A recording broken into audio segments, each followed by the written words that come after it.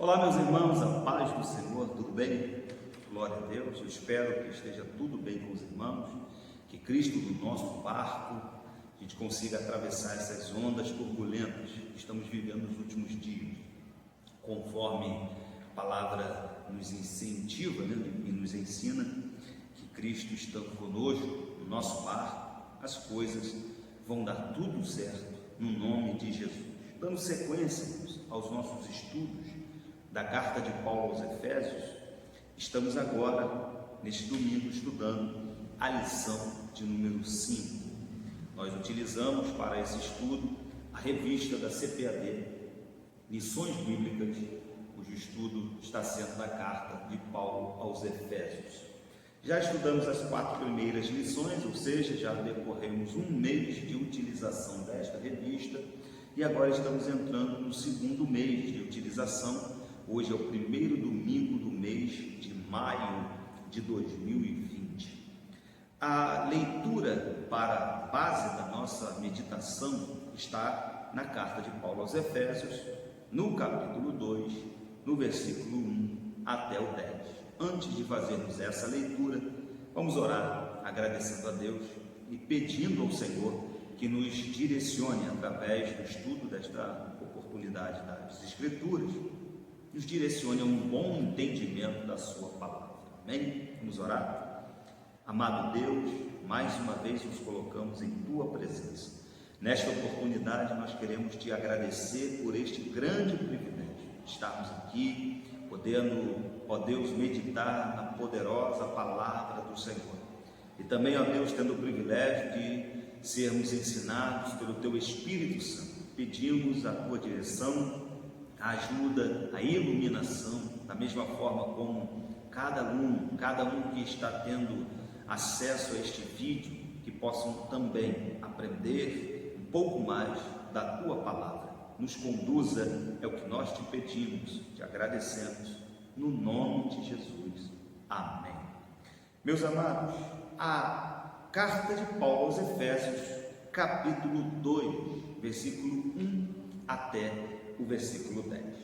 Diz assim a palavra do Senhor: E vos vivificou, estando vós mortos em ofensas e pecados, em que noutro tempo andastes segundo o curso deste mundo, segundo o príncipe das potestades do ar, do espírito que agora opera nos filhos da desobediência, entre os quais todos nós também antes andávamos nos desejos da nossa carne, fazendo a vontade da carne e dos pensamentos, e éramos por natureza filhos da ira, como os outros também.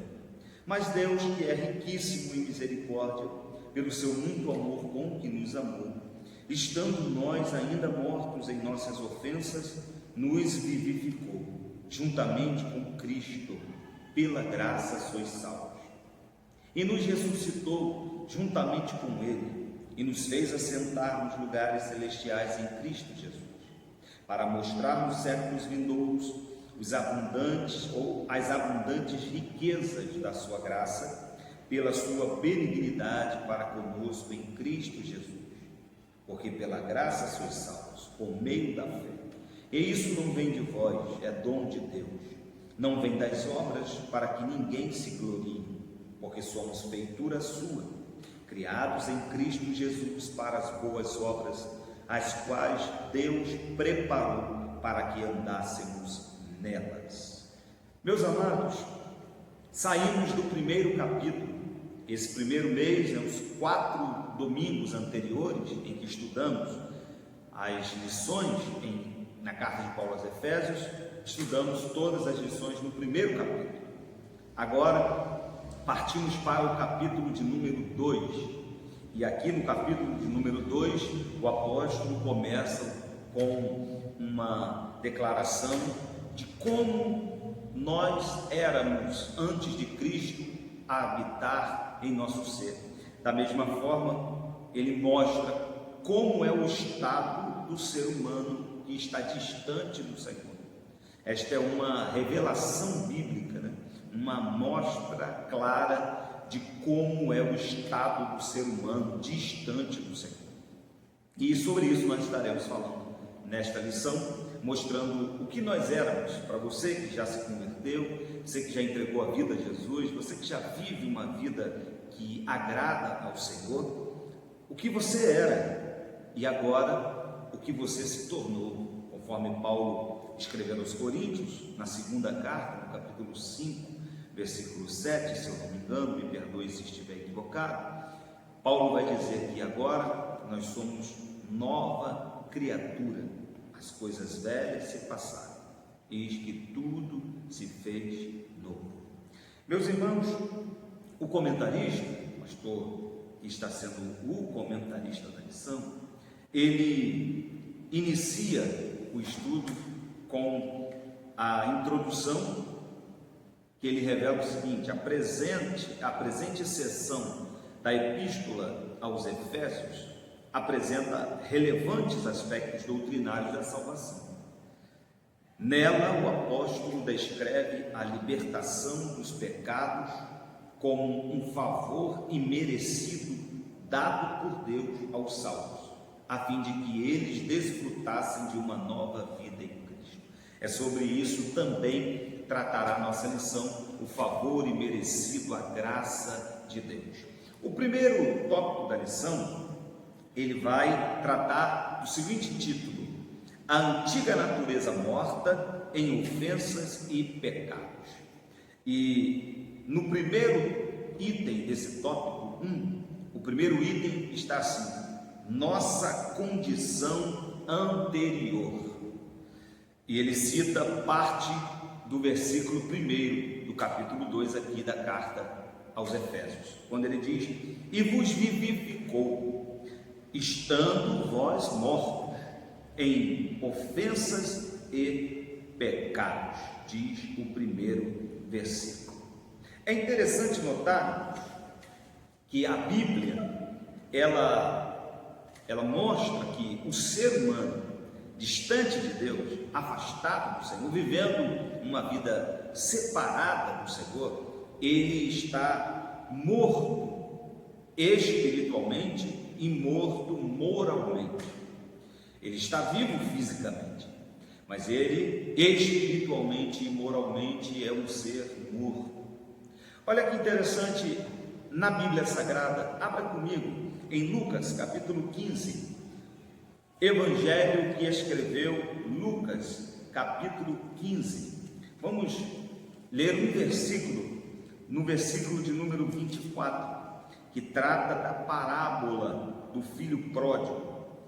Lucas capítulo 15, versículo 24, diz assim: porque este meu filho estava morto e reviveu, tinha se perdido e foi achado, e começaram a alegrar-se. Essa palavra do pai daquele jovem pródigo, em resposta a um questionamento do seu outro filho, o filho mais velho, que questionou por que aquela festa no regresso daquele menino pródigo, que havia afrontado a família, afrontado o pai, pedindo a sua parte da herança com o pai ainda vivo. Isso não era algo comum naquela cultura, e ele chega, pede a sua parte da herança, vai embora e desperdiça toda a sua herança. A gente conhece essa parábola, e ele chega ao ponto de mendigar o pão, desejar comer o alimento que era dado aos porcos, até que ele caiu em si e viu que aquilo não era uma vida para ele, que ele não tinha sido criado para aquilo, que ele tinha uma vida digna quando ele estava com seu pai, com sua família, e ele decidiu, a Bíblia diz que caindo em si, decidiu regressar. E ele, nessa decisão, ele disse: eu vou lá, conversarei com meu pai, e direi: pai, pequei contra o céu, contra ti, já não sou digno de ser chamado seu filho, me sustenta apenas como um dos trabalhadores. Olha que ponto, ele desejava estar como um dos trabalhadores daquela fazenda do que viver aquela vida que ele estava. E quando o pai o recebeu de volta, fez uma grande festa, o filho mais velho ficou indignado, porque ele achava que isso não era justo, depois de um menino ter desperdiçado tudo aquilo que o pai havia juntado, aquela parte da herança ele desperdiçou, e o pai diz essa palavra: ele estava morto e reviveu. Olha que coisa, é o que a Bíblia mostra.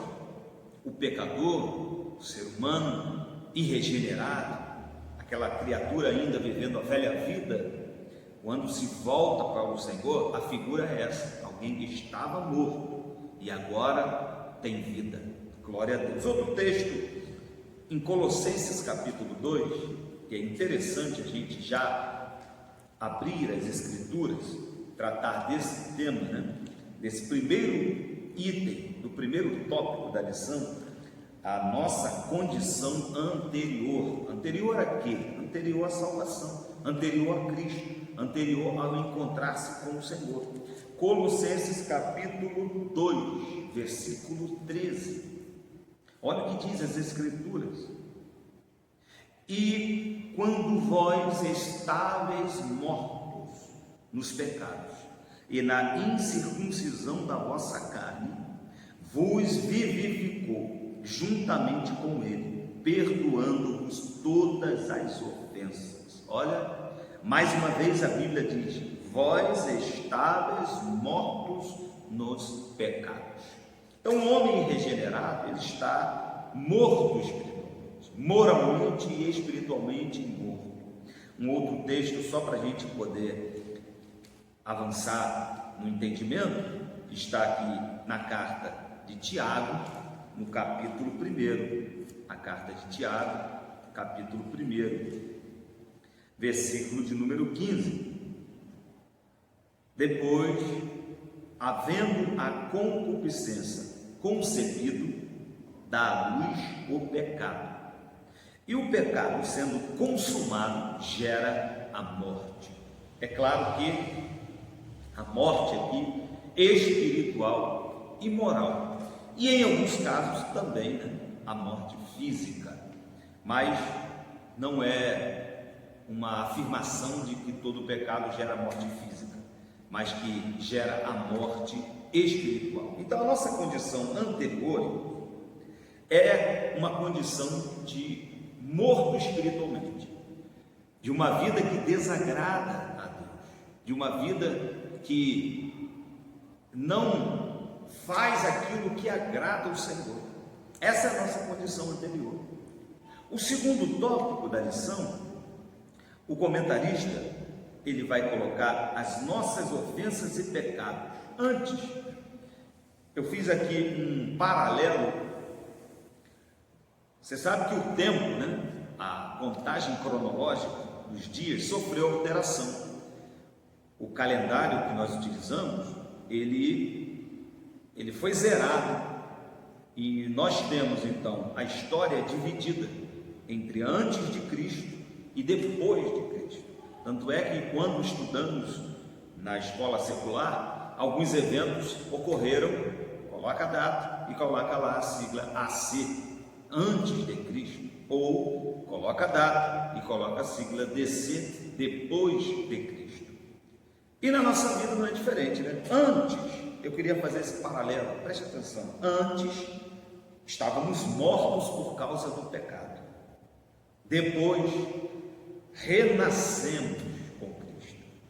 Antes estávamos sob ou debaixo da ira de Deus, depois recebemos de Deus a misericórdia e a salvação. Antes obedecíamos aos ditames do mundo, às regras do mundo. Agora somos testemunhas de Cristo e de sua palavra. Antes éramos inimigos de Deus, agora somos filhos de Deus. Antes éramos escravos de Satanás e do pecado, agora somos livres em Cristo para viver uma vida que agrada a Deus. Que coisa gloriosa, que coisa maravilhosa. A nossa história também já foi dividida entre antes e depois da obra da salvação, do que Cristo fez em nosso favor. O segundo item, nossas ofensas e pecados. O comentarista divide isso de acordo com os versículos 2, né, do capítulo 2 e o versículo 3. Dentro desses dois versículos, ele separa três frases importantes. Ele vai dizer, primeiro, andastes segundo o curso deste mundo. Está no segundo item, no subitem primeiro. No 2.2 ele vai dizer: andastes segundo o príncipe da potestade do ar. E o terceiro item ele vai colocar: andávamos fazendo a vontade da carne e dos pensamentos. Lembrando que isto é a nossa antiga natureza, morta em ofensas e pecados. Só para a gente poder ter uma ideia, no primeiro subitem, andaste segundo o curso deste mundo, Romanos, no capítulo 12, vamos ler esse texto que Paulo escreve aos Romanos, no capítulo 12, no versículo 2, as Escrituras vão dizer o seguinte: e não vos conformeis com este mundo, mas transformai-vos pela renovação do vosso entendimento, para que experimenteis qual seja a boa, agradável e perfeita vontade de Deus. Mais uma vez eu vou ler: e não vos conformeis com este mundo, mas transformai-vos pela renovação do vosso entendimento, para que experimenteis qual seja a boa, agradável e perfeita vontade de Deus. Antes, para quem ainda não se converteu, ele anda segundo o curso deste mundo. Para ele é muito natural algumas coisas que ocorrem hoje na sociedade. Para quem ainda vive a velha natureza, a velha vida, ele não vê como moralmente reprovável algumas condutas, mas isso, para nós que temos a nossa vida transformada, é diferente. Não é que nós tenhamos um senso de moral completamente distorcido, não. Nós temos um senso de moral renovado em Cristo, e nós não concordamos com muitas práticas que são normalizadas no mundo. Por isso o texto de Romanos 12 vai dizer que nós não devemos nos conformar. E conformar aqui, na tradução para o português, e essa palavra, você sabe que a língua é viva, o idioma é vivo, então as palavras vão mudando os seus efeitos, vão mudando os seus sentidos, vão perdendo um pouco do sentido. E hoje conformar é aquele sentimento de que não posso mudar, deixa para lá, estou conformado com isso. Não é isso que o Paulo está escrevendo aos Romanos. Ele está dizendo que conformar aqui é tomar a forma, moldar. Então Paulo está dizendo que o crente não pode conformar-se ou tomar a forma do mundo. Nós não podemos andar na mesma direção que o mundo anda em tudo, porque a gente sabe que é impossível viver essa vida agradando ao mundo e agradando a Deus. A própria Bíblia vai dizer que aquele que ama o mundo, o amor do Pai não está nele. E amar o mundo aqui não é amar as coisas criadas, não é amar a fauna, a flora, os oceanos, não é isso que Deus está dizendo. Ele está condenando o fato de você olhar a natureza e contemplar e amar o que Deus criou. Não é isso.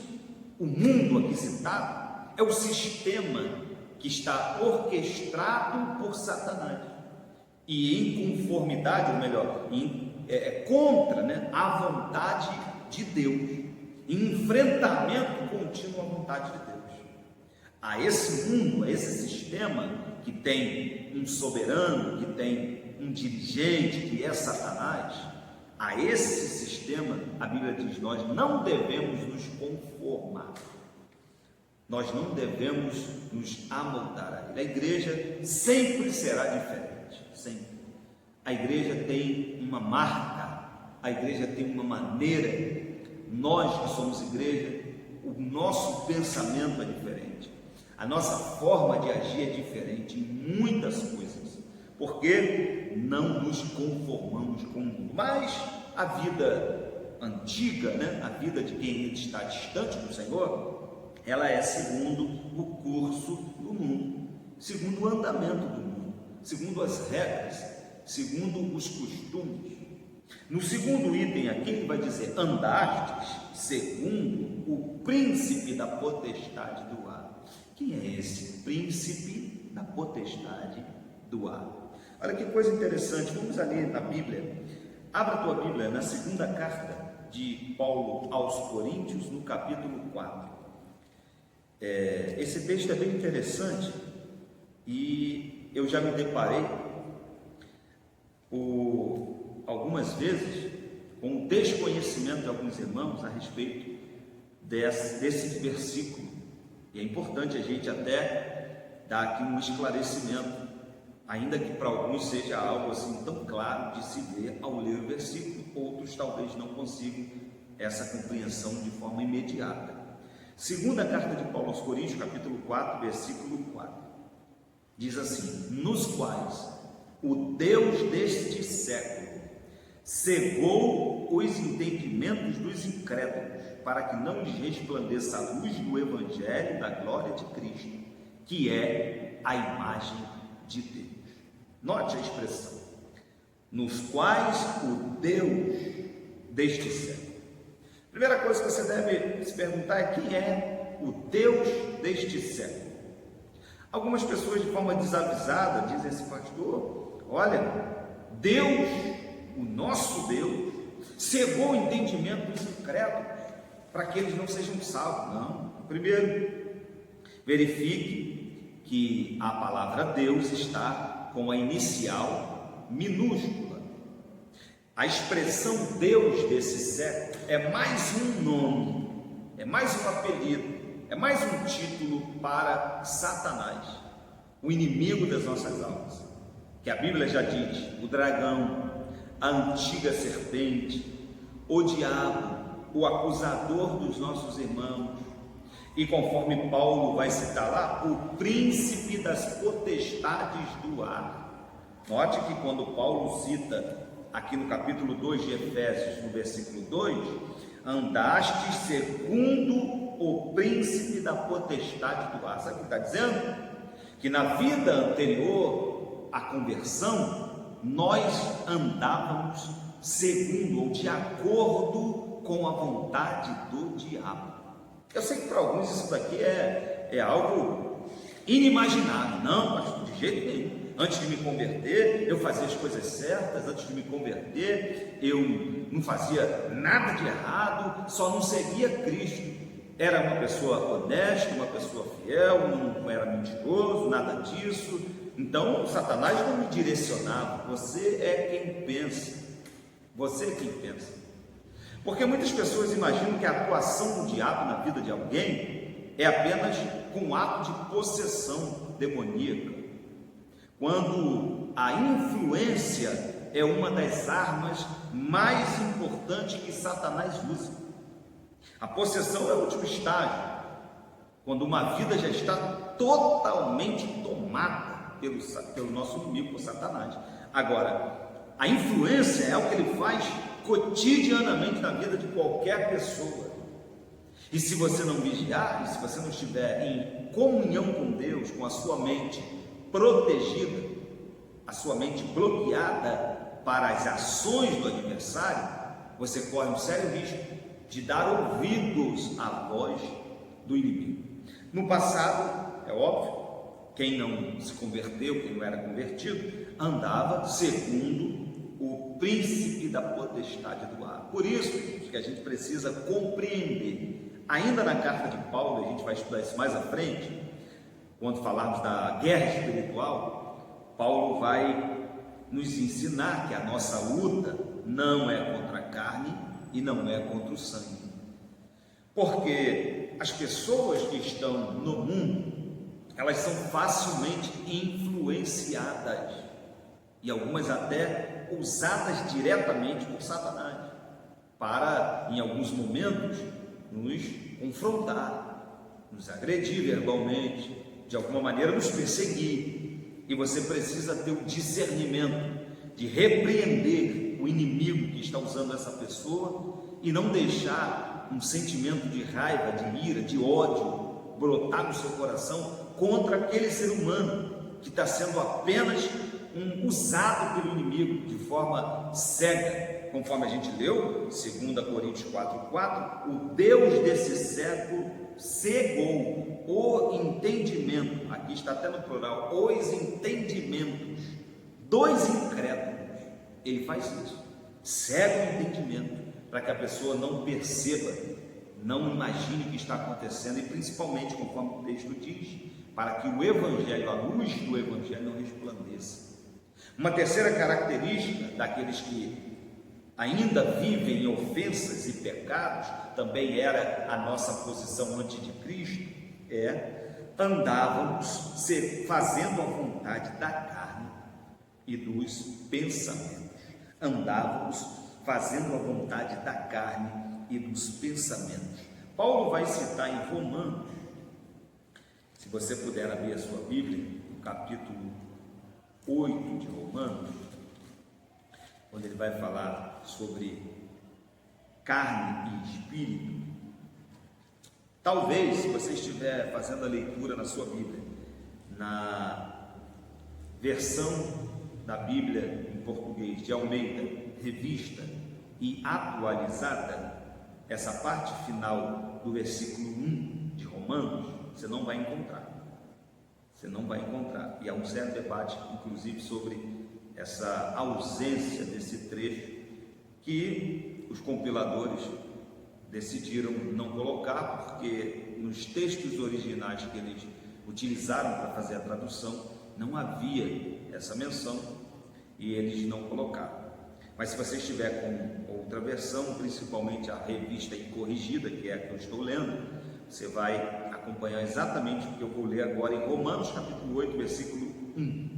Portanto, agora, nenhuma condenação há para os que estão em Cristo Jesus, que não andam segundo a carne, mas segundo o Espírito. Paulo, ao longo de seus escritos aqui em Romanos, vai dizer que os que estão na carne, ou seja, fazendo a vontade da natureza humana caída, não podem agradar a Deus. E mais, ele ainda vai dizer que o resultado de quem vive na carne é morte espiritual e moral. Então era a nossa vida, era como vivíamos assim. O interessante aqui no capítulo 2, no texto que nós lemos, do versículo 1 ao 10, é que Paulo mostra o cenário da nossa vida antes de Cristo e mostra tudo o que aconteceu. Éramos inimigos de Deus, estávamos debaixo da ira de Deus, andávamos na orientação de Satanás, que é o príncipe das potestades do ar, andávamos segundo o curso do mundo, segundo a vontade da carne e dos pensamentos carnais. Éramos dominados por isso. Só que o tópico segundo, ele vai começar a mostrar uma mudança na vida daqueles que tiveram um encontro real com o Senhor. O segundo tópico da nossa lição, ele vai tratar vivificados pela graça. E o primeiro item do tópico 2 vai dizer alcançados pela misericórdia. Primeiro, graça em sentido restrito, assim, uma explicação breve e pequena. Graça é favor imerecido. Graça é favor imerecido. É o que Deus fez sem que nós merecêssemos receber. Glória a Deus por isso. Primeiro tópico, primeiro item aqui do tópico 2, alcançados pela misericórdia e pelo amor divino.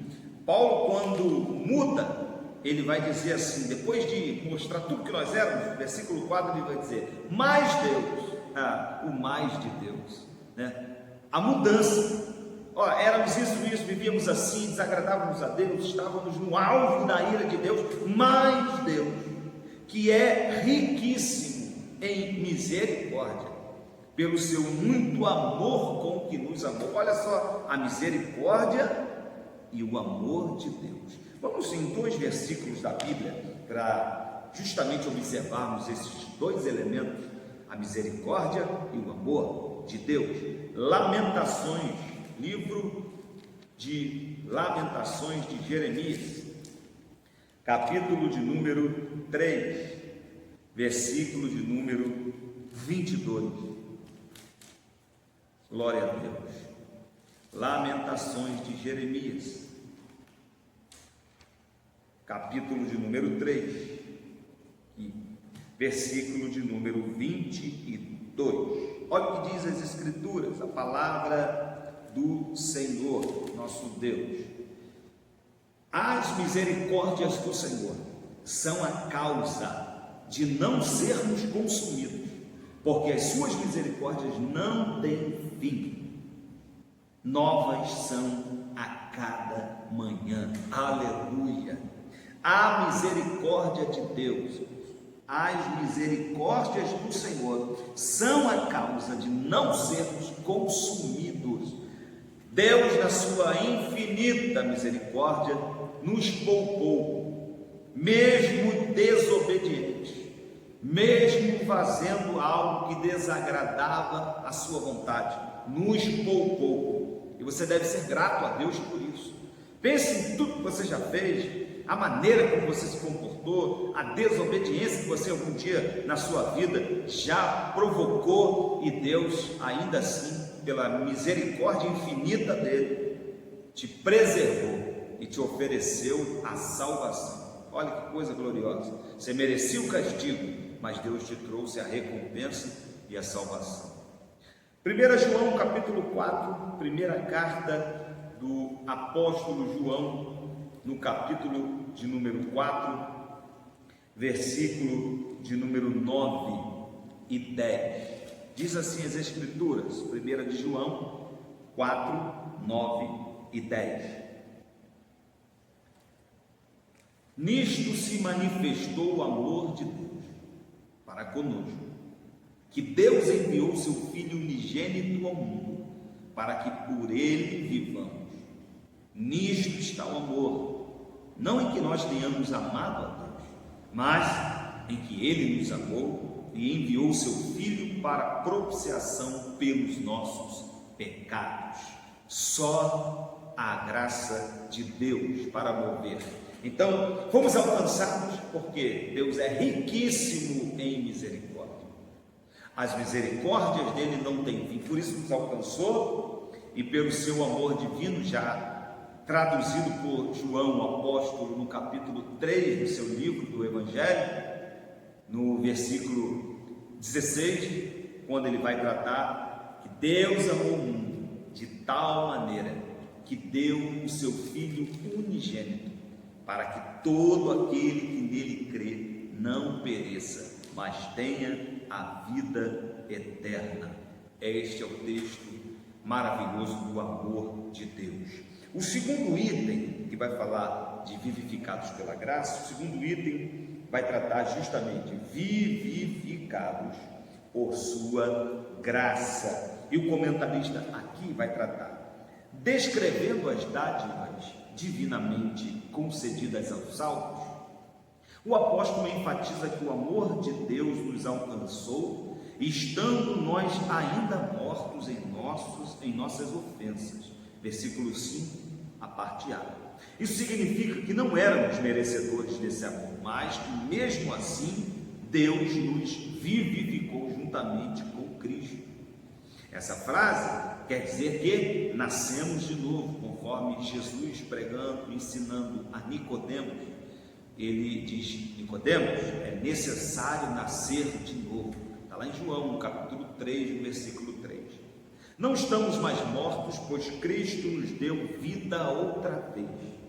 Fomos vivificados, sem mérito algum.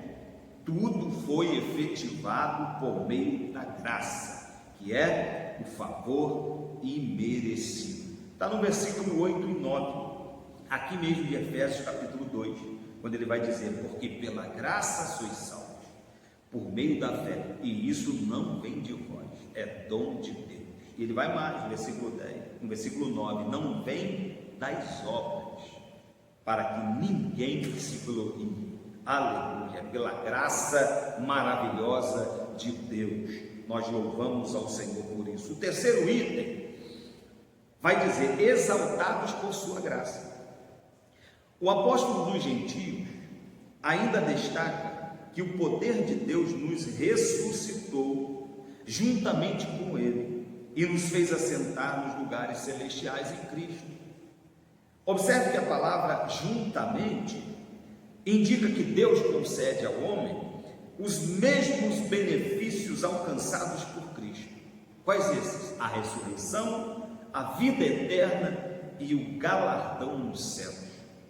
Os mesmos benefícios concedidos e conquistados por Cristo são nos ofertados.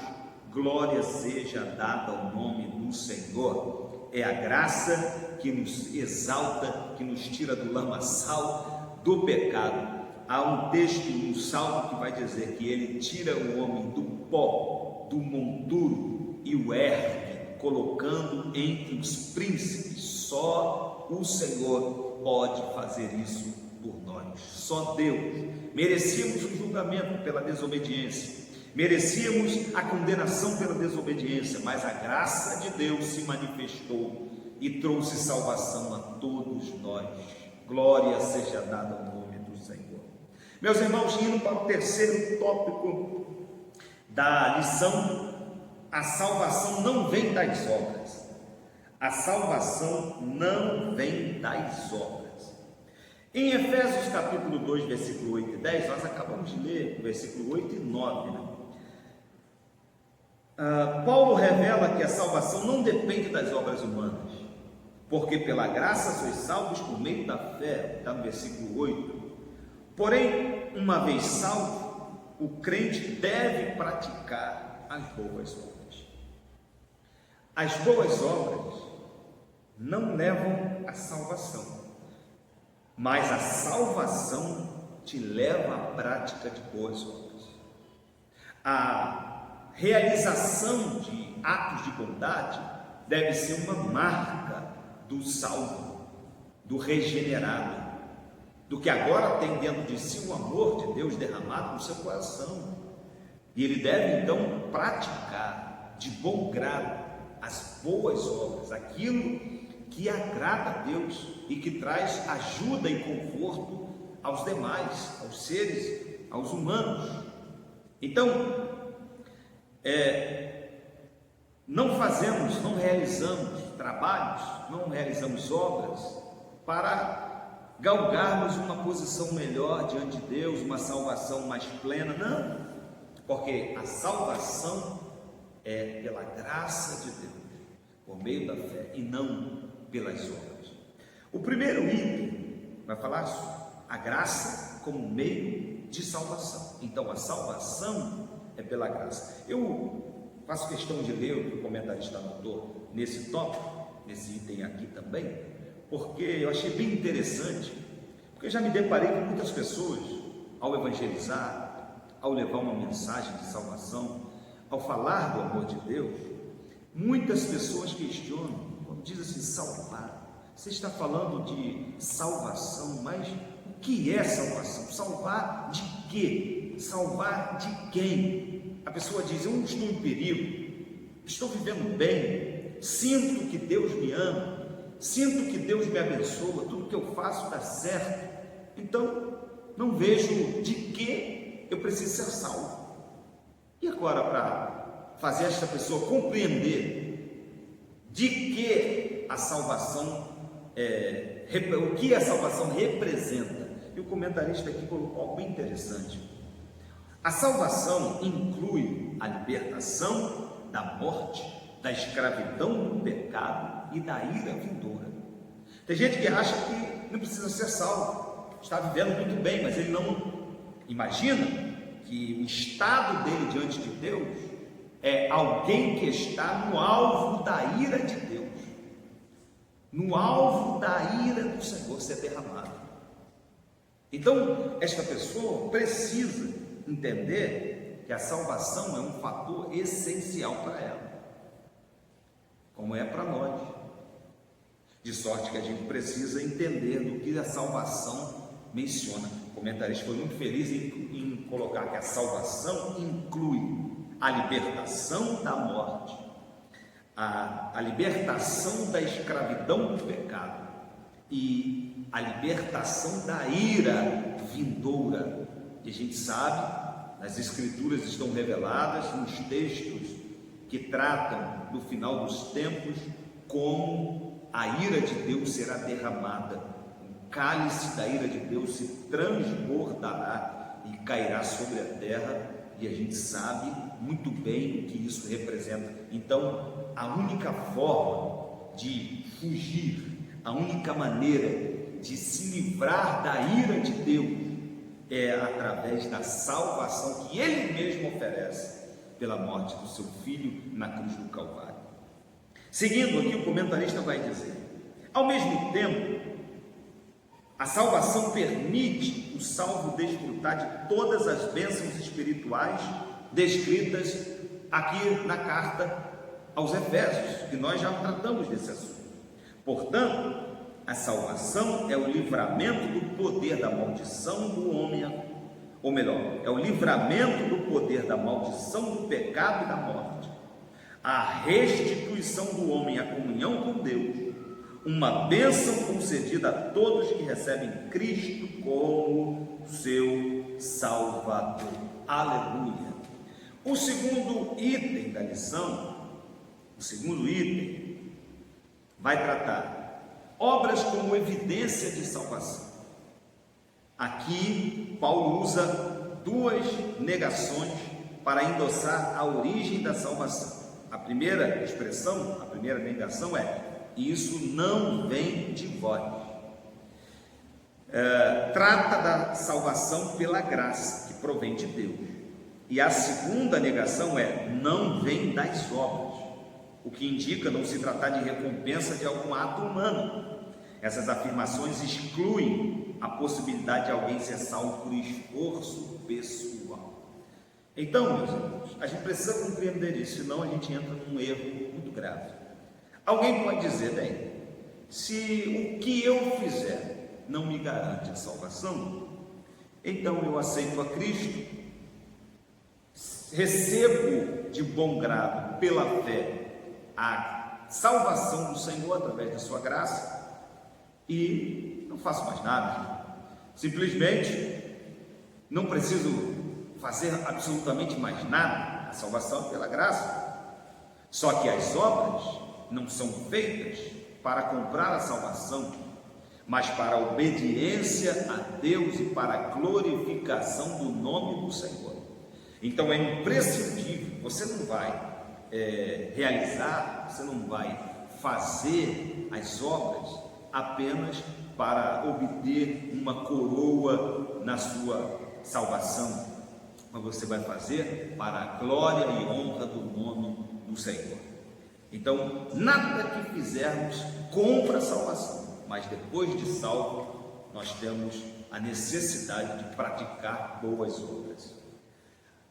Há algo interessante que ele coloca no versículo 10 aqui, se você puder ler aí em Efésios capítulo 2, versículo 10, último versículo lido, vou até me recorrer aqui à própria revista, diz assim: porque somos feitura sua, criados em Cristo Jesus para as boas obras, as quais Deus preparou para que andássemos nela. Essa palavra feitura, o comentarista até marca: somos feitura sua, criado em Cristo para as boas obras. Esta palavra feitura vem do grego poema, que é exatamente o poema ou uma obra de arte. Então Paulo está dizendo: somos feitura sua, somos uma obra de arte feita pelo próprio Deus, um poema escrito pelo próprio Deus. E quando ele diz que somos feituras sua, criados em Cristo para as boas obras, como um poema de Deus, como uma bela música, como uma bela canção, a gente deve fazer algo que glorifique aquele que nos criou. E é esse a nossa obrigação, né? não diria muita obrigação, mas a nossa necessidade de fazer algo para que o nome do nosso Deus seja glorificado. Pratique boas obras para a glória do Senhor. Agora, por meio de uma perspectiva, é o finalzinho do item 2. Somos instados a andar fazendo boas obras, não como meio para ser salvo, mas como evidência da salvação, como evidência de que já somos salvos. Afinal de contas, o próprio Jesus disse: pelo fruto se conhece a árvore. Então, um salvo, uma fonte de água cristalina que jorra água suja, alguma coisa de errado ali. Então, como fonte de água cristalina que somos, pela graça de Deus que nos salvou, nós devemos deixar que saia de nós coisas boas para a glória do nome do Senhor. Conclusão, para a gente concluir a nossa lição de hoje: antes da regeneração éramos filhos da ira e condenados à perdição eterna. Por ato do amor divino, por meio de sua maravilhosa graça, nos tornamos filhos por adoção. Essa gloriosa salvação nos foi concedida independente da nossa ou de nossas obras. A partir da salvação, passamos a praticar boas obras que glorificam a Deus, nosso Pai. Então, meus irmãos, que nós possamos, primeiro, valorizar a salvação. Segundo, agradecer muito a Deus por Ele ter nos permitido ser chamados seus filhos, alcançarmos a salvação, mesmo sendo quem somos, pecadores, desobedientes. Agradecer muito a Deus e terceiro, realizarmos as obras para que o nome do nosso Deus seja glorificado. Amém? Que Deus te abençoe, no nome de Jesus.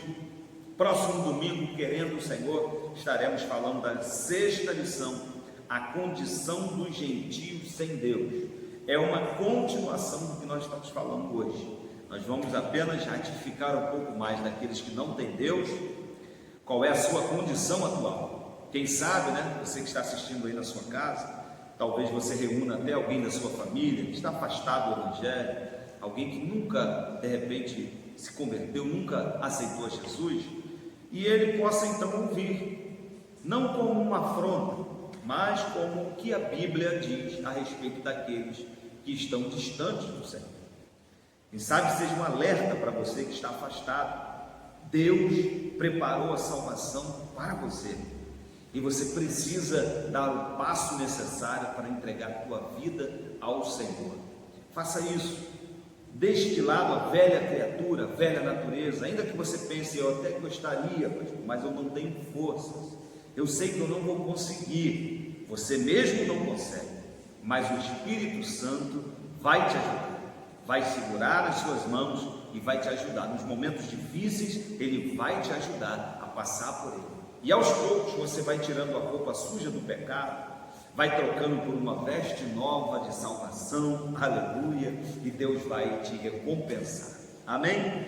Vamos orar agradecendo a Deus por essa lição maravilhosa que o Senhor nos concedeu, pela misericórdia do Senhor. E enquanto esse cenário de pandemia continuar, nós estaremos assim, fazendo os nossos estudos através desse canal do nosso YouTube. E quando retornarmos à normalidade, as nossas orações são com esse sentido, a gente retoma então presencialmente. Muita saudade dos irmãos, de poder olhar aqui, ouvir os irmãos falar. Os irmãos têm muita participação aqui na escola bíblica dominical, comentários, dúvidas, e isso é sempre gratificante. Como eu disse no outro vídeo, retorno a falar nesse, se você tem dúvidas, se você quiser responder aí mesmo, onde você está assistindo o vídeo, no YouTube, você pode deixar a sua pergunta lá, pode deixar a sua dúvida, pode uma sugestão, uma crítica, enfim, aquilo que você achar necessário, nós vamos ler, vamos agradecer a sua participação e também orar pela tua vida. Falar em orar, feche teus olhos, vamos orar, vamos agradecer ao Senhor. Bendito Deus e eterno Pai, em cuja presença estamos, nesta oportunidade, ó Deus, em que viemos estudar a Tua Palavra, queremos Te agradecer por este grande privilégio e pedir ao Senhor, ó Deus, que esta palavra tratada fique guardada no nosso coração e que o Teu Espírito Santo use o ensino que tivemos nesta manhã como um alimento, um combustível para mudar a nossa conduta. Senhor, continue abençoando a vida de cada aluno, de cada professor de escola bíblica dominical, que o Senhor seja com cada um dos teus servos, que esta pandemia possa passar o mais breve possível e que possamos voltar à normalidade no nome de Jesus.